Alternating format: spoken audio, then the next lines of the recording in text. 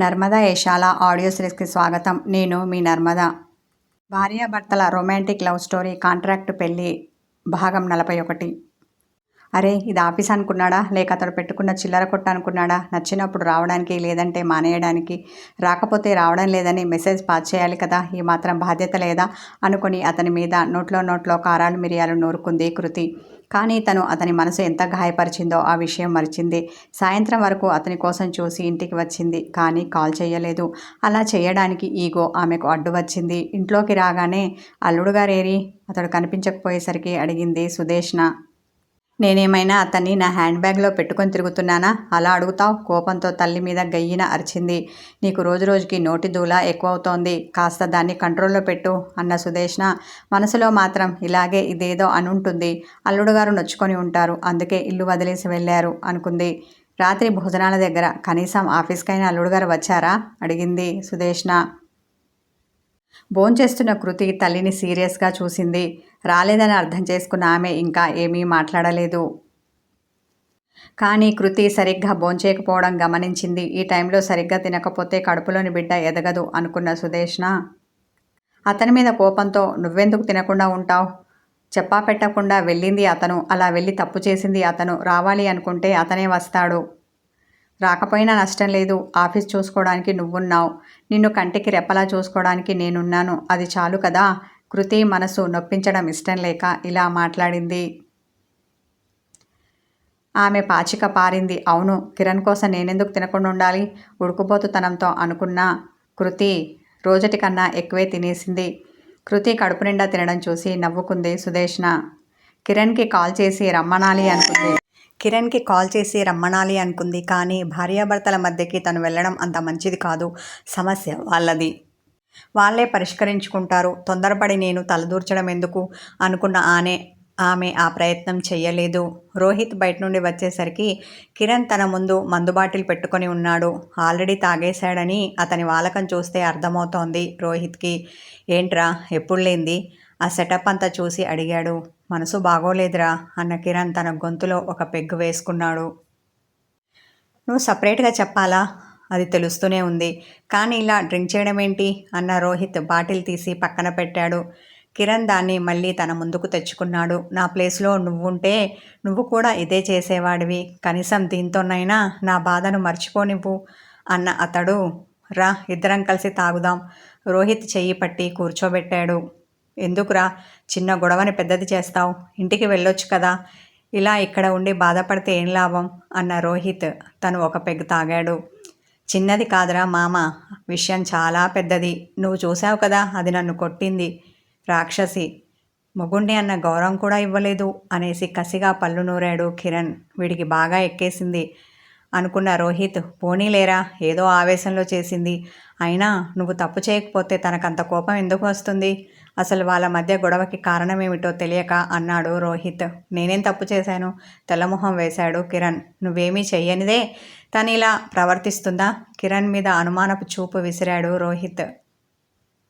అది ప్రెగ్నెంట్ అయితే తప్పు నాదెలా అవుతుంది? నేనేమన్నా తనని ప్రెగ్నెన్సీ తెచ్చుకోమన్నానా? తాగిన మైకంలో అమాయకంగా అడిగాడు.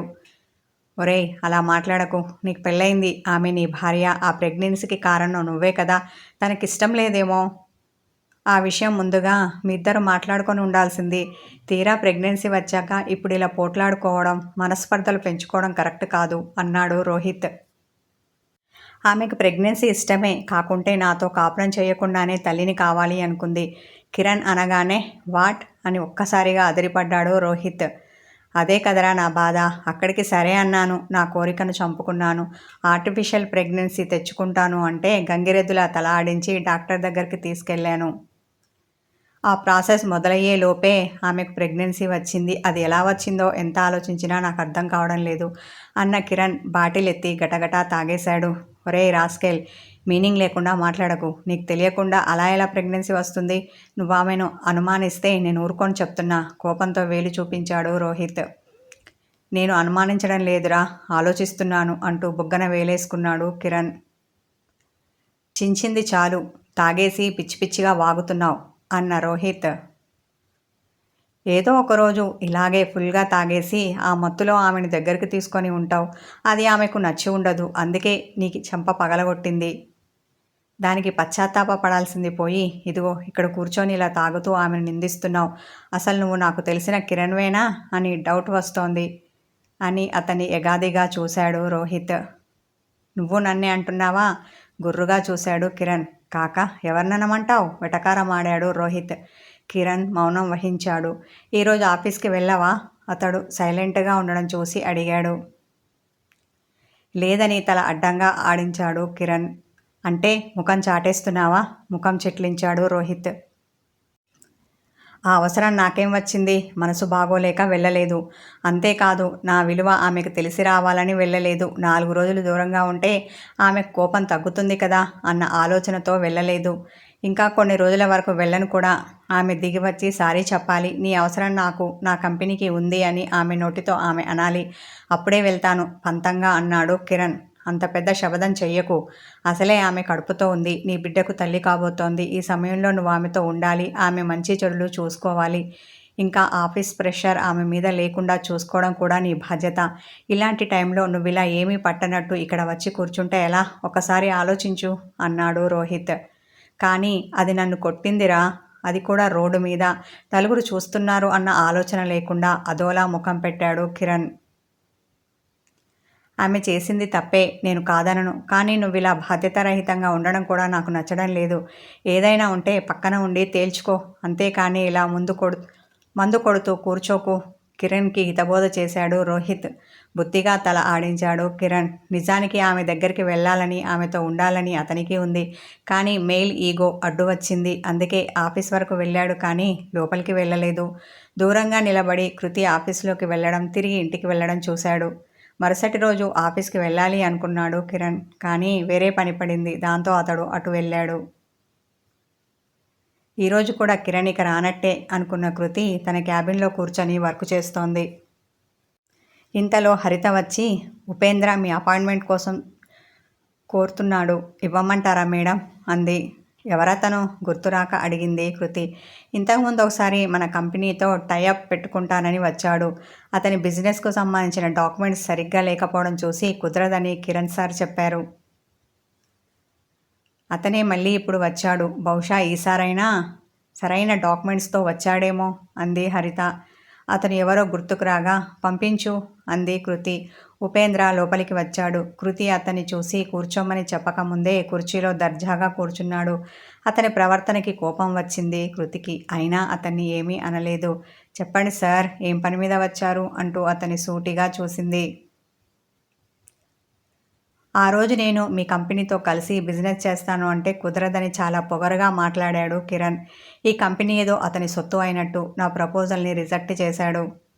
4 రోజులు కూడా కాలేదు నీ లైఫ్లో నుండి, ఈ కంపెనీలో నుండి అవుట్ అయ్యాడు. ఒక లేబర్ మనిషికి అంత పొగరు ఉండకూడదు. ఉంటే ఇదిగో ఇలాగే అవుతుంది అంటూ ఎగతాళిగా నవ్వాడు ఉపేంద్ర. అతని మాటలకి కృతికి కోపం వచ్చినా ఆవేశపడలేదు. అని ఎవరన్నారు? అతన్ని చూస్తూ అడిగింది. మన బిజినెస్ వర్గంలో టాక్ అంటూ భుజాలు కదిలించాడు. అలాగా, ఈ విషయం నాకు తెలియదు. కానీ ఎవరు ఈ వార్త స్ప్రెడ్ చేశారో అది నిజం కాదు అంది కృతి. నిజమేంటో వెటకారమాడాడు ఉపేంద్ర. నిజం ఇదిగో ఇప్పుడు నీ కళ్ళ ముందు ఉంది అంటూ అక్కడికి వచ్చి అతని ముందు స్టైల్గా నిలబడ్డాడు కిరణ్. అతన్ని అక్కడ చూసి తడబడ్డాడు ఉపేంద్ర. నువ్వు నువ్వు అంటూ నీళ్లు నమిలాడు. నేనే కిరణ్ని, ఈ మేడంకి మొగుణ్ణి, ఈ ఆఫీస్కి బాస్ని అన్న అతడు పొగరుగా తల ఎగరవేశాడు. మరి వాళ్ళేంటి అలా? ఆలోచనగా మాట ఆపేశాడు ఉపేంద్ర. పని పాట లేని వాళ్ళు ఏదో ఒకటి వాగుతూనే ఉంటారు. అది నిజమని నమ్మి ఇలా రావడం నీకు సంస్కారానికి నిదర్శనం అంటూ అతన్ని సీరియస్గా చూశాడు. ఉపేంద్రకి చెమట పట్టింది. నంగిగా వెళ్ళొస్తాను మేడం అని లేచి నిలబడ్డాడు. అతడు ఎందుకు వచ్చాడో ఆ పని అడగడానికి ధైర్యం చాలలేదు. అక్కడ కిరణ్ ఉండడేమో, దబాయించి తన పని చేయించుకోవాలి అనుకున్నాడు. కిరణ్ని చూడగానే వచ్చిన పని మరిచాడు. తన ఎత్తుగడ అక్కడ పారదని తెలిసి మెల్లగా జారుకుంటుంటే చిటిక వేసి పిలిచాడు కిరణ్. వెనక్కి తిరిగి అతన్ని చూశాడు ఉపేంద్ర. ఫేక్ న్యూస్ ఎవరు స్ప్రెడ్ చేశారో వాళ్ళందరికీ స్ట్రాంగ్గా చెప్పు. ఈ కంపెనీకి కిరణ్ ఉన్నాడని ఎక్కడికి వెళ్ళడని అన్నాడు. ఊపిరి బిగబట్టిన ఉపేంద్ర తల ఆడించి వెళ్ళాడు. కిరణ్ అలా వస్తాడని, ఉపేంద్ర గట్టిగా బుద్ధి చెప్తాడని ఊహించని కృతి నివ్వెరపోయింది. ఆమె తేరుకోకముందే ఆమె ముందున్న ఫైల్ తీసుకుని గబగబా చెక్ చేశాడు. తర్వాత దాన్ని ఆమె ముందర పడేసి ఆఫీస్ అంతా ఒక రౌండ్ వేయడానికి వెళ్ళాడు. అతని వర్క్ స్పీడ్కి ఆమె మరోసారి నివ్వెరపోయింది. సార్ 2 రోజులుగా రాలేదు, హరిత అడిగింది. పర్సనల్ పని మీద వెళ్ళాను చిరునవ్వుతో అన్న అతడు. ఇంకేమైనా ఎమర్జెన్సీ వర్క్స్ ఉన్నాయా అన్నాడు. లేవని తల అడ్డంగా ఆడించింది హరిత. వీళ్ళిద్దరూ దేనికోసమో గొడవ పడ్డారు. నేను అడిగితే మాత్రం నాతో అబద్ధం చెప్తున్నారు. చూద్దాం నిజం ఎన్ని రోజులు దాగుతుందో అనుకున్న ఆమె తన పనిలో పడింది. కిరణ్ ఆఫీస్లోనే ఉన్నాడు. కానీ కృతి క్యాబిన్కి వెళ్ళలేదు. ఆఫీస్లోని ఎంప్లాయీస్ని పలకరిస్తూ వాళ్ళతో పనిచేయిస్తూ బిజీగా గడిపాడు. లంచ్ టైం అయింది. అటెండర్ వచ్చి సార్ భోజనం వచ్చింది వినయంగా అన్నాడు. మేడం పిలిచారా అడిగాడు కిరణ్. లేదు సార్ నేనే చెప్పాను అన్న అతడు అక్కడి నుండి వెళ్ళాడు. కృతి పిలవలేదు, అతడు వెళ్ళలేదు. ఆకలి ఉంటే తనే వచ్చి తింటాడులే అనుకుంది కృతి. తనకు ఆకలి ఉండడంతో తినేసింది. లంచ్ బ్రేక్ అయ్యాక ఇప్పుడే వస్తానని చెప్పి బయటికి వెళ్ళి తినేసి వచ్చాడు కిరణ్. ఆఫీస్ అవర్స్ అయ్యాక కిరణ్ ఇంటికి వస్తాడా రాడా మనసులో అనుకుంది కృతి.